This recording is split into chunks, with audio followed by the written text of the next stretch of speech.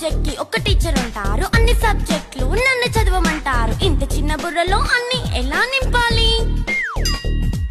Class work, home work, fail notes అంటారు. Subject కి 3 books పెట్టి బ్యాగ్ నింపుతారు. ఇన్ఫాక్ట్ నా బరువు కన్నా నా బ్యాగ్ బరువే ఎక్కువ.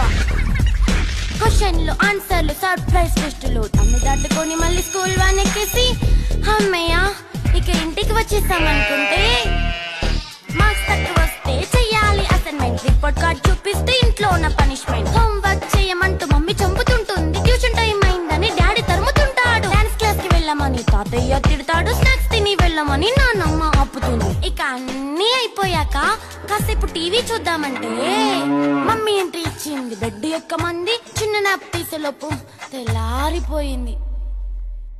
అయ్యో మళ్ళీ మొదలు ఈ స్కూల్ కష్టాలు.